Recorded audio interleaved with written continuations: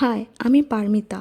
কালকে সকালে আমার flight from Agartala to Kolkata, তাই কাপড় চোপড় গুছানো শুরু করে দিয়েছি। আমার শরীরটা ভীষণ খারাপ, ফুড পয়জনিং হয়ে গেছে, তাই খুব উইক লাগছে। গুছাতে একদম ইচ্ছা করছে না, কিন্তু কিছু করার নেই, গুছাতে হবে। তো আমি সারা সকালটা রেস্ট করেছি, দেন দুপুরবেলা থেকে গুছানো স্টার্ট করলাম। একটু গুছিয়ে নিয়েই বেদানাগুলো খাচ্ছিলাম, ভালোই লেগেছে বেদানাটা। খেয়ে আবার গুছানো স্টার্ট করলাম। আমি দুটো ব্যাগ নিয়ে যাব, একটা ট্রলি আর একটা বড় ব্যাগ। ট্রলিটা গুছিয়ে নিয়ে এবার স্টার্ট করলাম সেকেন্ড ব্যাগটা গুছানো।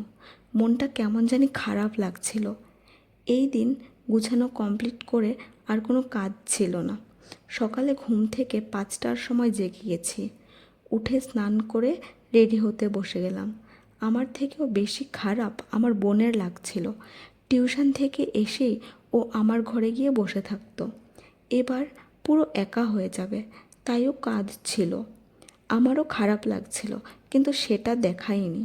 কোনো রকমে চোখের জলটা আটকে রেখেছি। খুব তাড়াহুড়ো ছিল, কোনো মেকআপই করতে পারিনি। সিম্পলভাবেই রেডি হয়ে বেরিয়ে পড়লাম। বাকি পার্টটা পরের ভিডিওতে বলবো। বাই।